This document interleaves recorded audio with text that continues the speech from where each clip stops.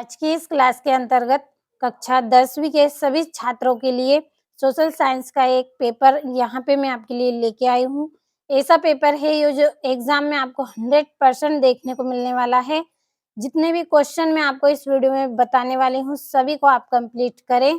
Complete अगर नहीं भी करना चाहते हैं तो ना करें, एक बार पूरे प्रश्नों को पहले आप पढ़ के जाएं ताकि आपको बाद में पछतावा ना हो कि आपको ये क्वेश्चन याद कर लेने थे या देख लेने थे एक बार। तो ज़्यादा समय नहीं लूँगी, कम समय में ही आपको पूरे प्रश्न बताऊँगी। तो चलिए बिना किसी देरी के पहले प्रश्न की ओर बढ़ते हैं। तो पहला है आपका सही विकल्प चुनिए। भारत में सर्वाधिक साक्षरता वाला राज्य है, कौन-सा राज्य है? केरल। दूसरा है इनमें से कौन-सी रबी की फसल है? कौन-सी है? चना। तीसरा है प्राथमिक क्षेत्र की गतिविधि है, क्या है प्राथमिक क्षेत्र की गतिविधि? मछली पकड़ना। चौथा है गांधी जी ने साबरमती आश्रम की स्थापना कब की? 1915 को की थी साबरमती आश्रम की स्थापना। अगला प्रश्न पढ़ते हैं, सरकार का कौन सा रूप बेहतर है? अराजकता का। छठा है भारत की प्रमुखतम आयात वस्तु है, कौन सी है? खनिज तेल। तो ये आपके 6 सही विकल्प हैं। अच्छे से स्क्रीनशॉट लेकर आप कंप्लीट करें। इसके बाद आपके जो रिक्त स्थान है उनको पढ़ेंगे। अगला प्रश्न है, पहला रिक्त स्थान औसत आय को डेढ़ भी कहा जाता है, प्रति व्यक्ति आय। दूसरा है कपास डेढ़ का पहला प्रतीक है नए युग का। तीसरा है भारत में सड़क जाल लगभग डेढ़ किलोमीटर है, कितने? 56 लाख किलोमीटर है। अगला प्रश्न है आपका भूमिगत जल डेढ़ का उदाहरण है, किसका है? नवीकरणीय साधन का उदाहरण है। पांचवा है बेल्जियम डेढ़ का एक छोटा सा देश है, किसका है? यूरोप का। छठा है 3/4 धरातल डेढ़ से ढका हुआ है, किससे ढका हुआ है? जल से। तो ये आपके रिक्त स्थान हो गए। हमारी जोड़ियों को पढ़ लेते हैं हम। तो ये आपकी पहली जोड़ी है चाय। चाय कहाँ पाई जाती है? असम में। दूसरी है बर्न, तो इसका आएगा यंग यूरोप।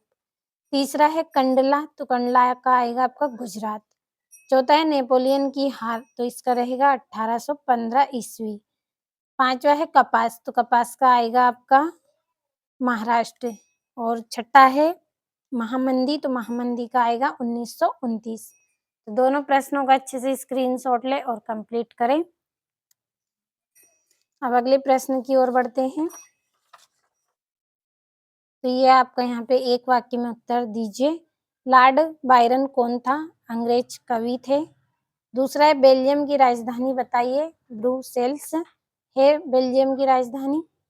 तीसरा है जीडीपी में सबसे अधिक योगदान किस क्षेत्र का है? तृतीयक क्षेत्र का। चौथा है मानस बाथ रिवर्स कहाँ स्थित है? असम में स्थित है। पांचवा श्रीलंका किस वर्ष में स्वतंत्र बना? 1948 को स्वतंत्र बना। छठा है आनंद मठ उपन्यास किसने लिखा था? बंकिम चंद्र चट्टोपाध्याय ने लिखा था।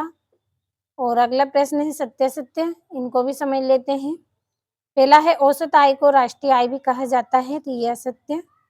दूसरा है 1913 से 1918 के बीच कीमतें अधिक रह गई थी, यह सत्य। तीसरा है सेवा क्षेत्र अर्थव्यवस्था का तृतीयक क्षेत्रक होता है, तो ये आपका सत्य रहेगा। चौथा है सार्वजनिक क्षेत्र के उद्योग जैसे रिलायंस टिस्को हैं, तो ये आपका सत्य रहेगा। अगले प्रश्न को पढ़ते हैं। किसी अर्थव्यवस्था को 4 क्षेत्रों में बांटा जाता है, तो ये आपका सत्य।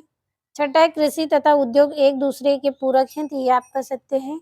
तो दोनों प्रश्नों को आप अच्छे से कंप्लीट करें। इसके बाद अगले प्रश्नों को हम पढ़ेंगे। तो ये यहाँ पे आपके 2-2 नंबर के बहुत ही इम्पोर्टेंट क्वेश्चन हैं। संयुक्त उद्योग से आप क्या समझते हैं? दूसरे प्रश्न को पढ़ते हैं। वैश्वीकरण से किस उपभोक्ता वर्ग को अधिक लाभ हुआ है? आठवां है वेलम क्या है? नौवां है विनिर्माण क्या है?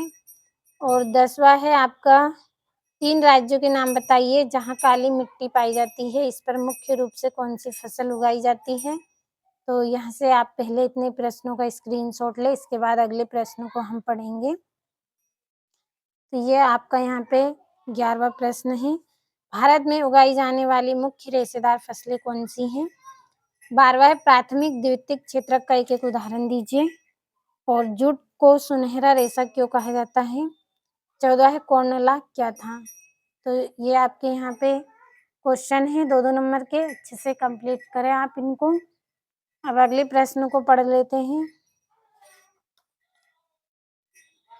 ये आपका यहाँ पे 15वां है, जमशेदजी जीजी भोये कौन थे? 16वां है, औद्योगिक मजदूरों से क्या सही है?